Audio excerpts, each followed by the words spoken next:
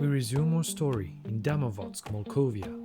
The evening went by peacefully, though a trace of tension could still be felt from the four Mikhailovs.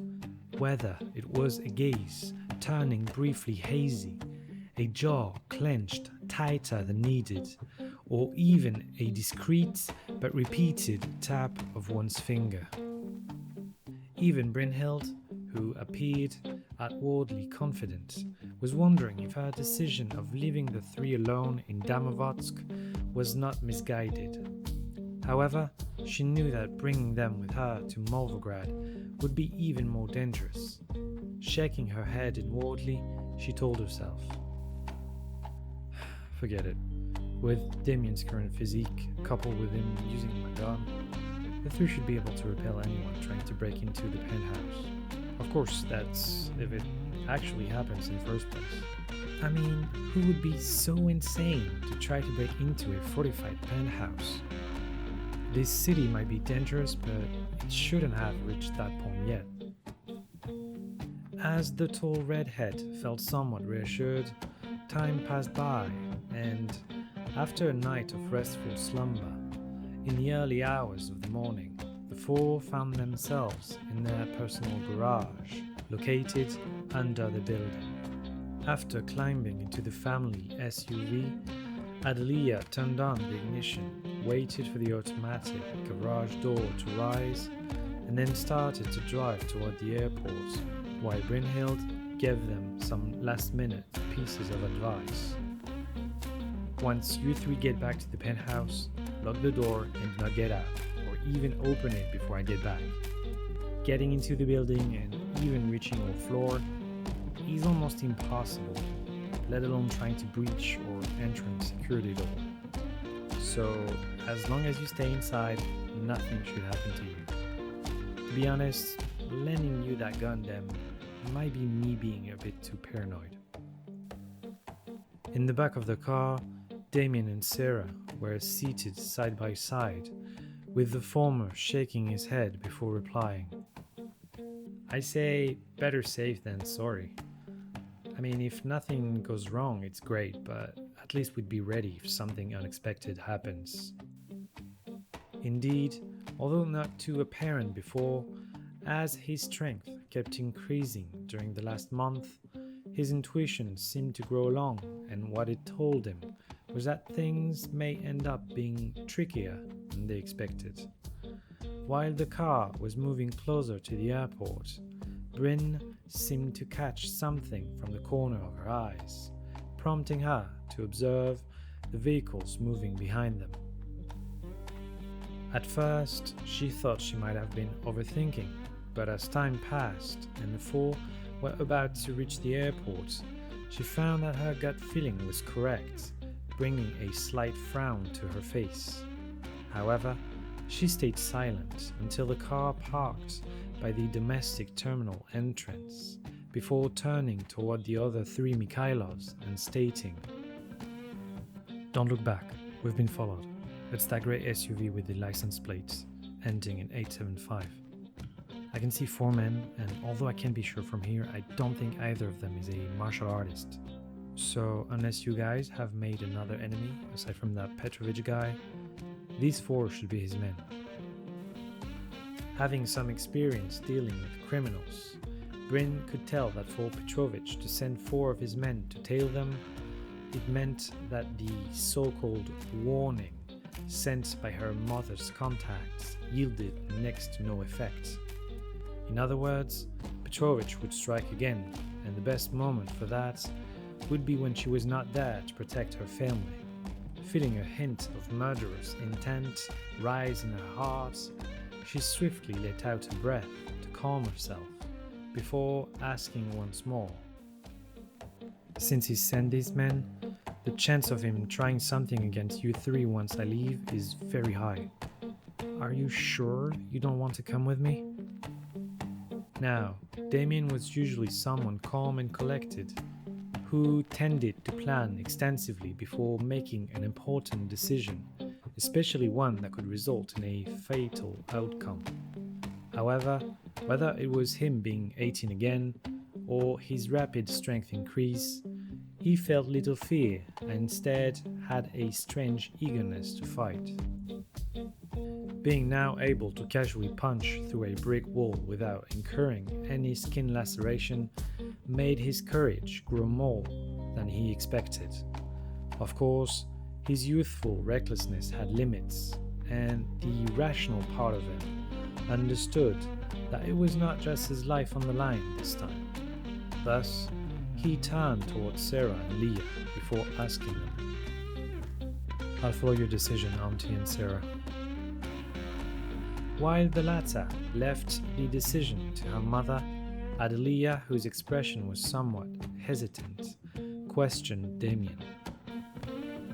If something were to happen at the penthouse, are you confident you could deal with it? That was a difficult question for the young man, since none of them knew exactly what they would have to face. However, Damian answered as well as he could.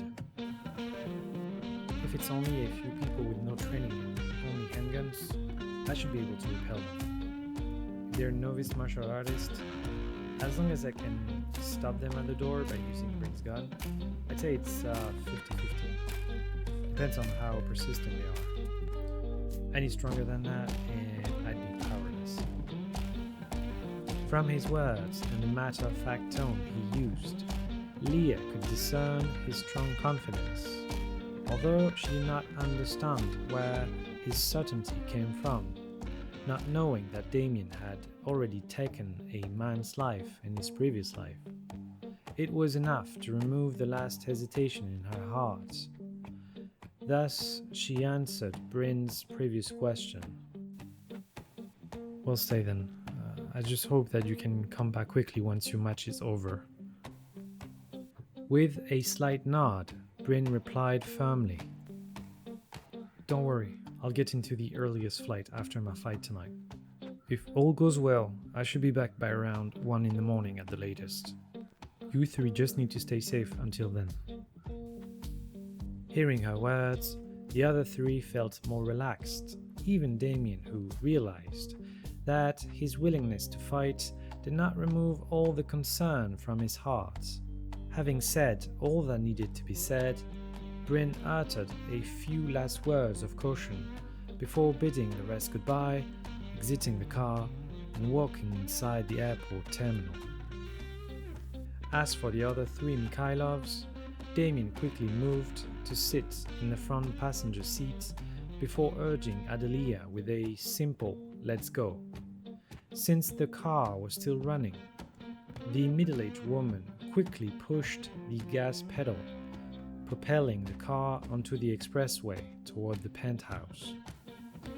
While they were on the way, although his senses were far weaker than Brynhild's, Damian still noticed the same grey SUV with the number 875 tailing them.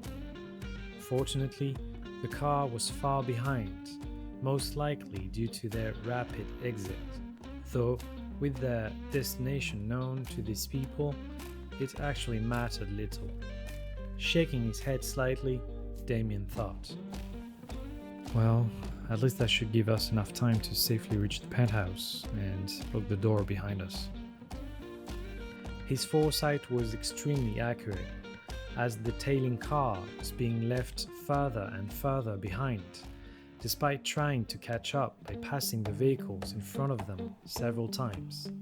Unfortunately for the pursuer, and fortunately for the Mikhailovs, no one let them through. City traffic at its finest, huh? Well, for once, Damian would certainly not complain. Thus, half an hour later, the three Mikhailovs could be seen walking quickly through their penthouse entrance. After Damian examined the safety door's thickness for a brief moment, he then swiftly closed it behind him. As a strange expression appeared on his face, he thought, "With how thick that door is, they'd need either explosives or a heavy machine gun to get through. As for martial artists, I guess only someone as strong as Bryn could punch through it. Honestly, I don't see how they could even get in." This place is pretty much a fortress. Although he did not let down his guard completely, especially with the previous car-tailing incident, Damian still felt his tense nerves relax somewhat, which brought a relieved smile to his face. Now back home, the young man felt an urge to train, not for anything else but to distract himself. While stretching his neck, he mumbled, "Well, I'll just do some light exercises. Not enough to get too exhausted, but still sufficient to keep my mind busy." After informing Leah and Sarah, he went to the gym while bringing Bryn's heavy gun along, before the two women joined him a few minutes later. Indeed, the two felt too restless to be able to sit down and simply watch some TV or read a book. Thus, the three spent the whole morning and afternoon inside the gym, leaving only in between to eat some light lunch. Of course, the mother and daughter mostly chatted, with only Damian able to keep practicing for most of the time. Thus, the sun moved from east to west, with dinner time arriving before they realized it.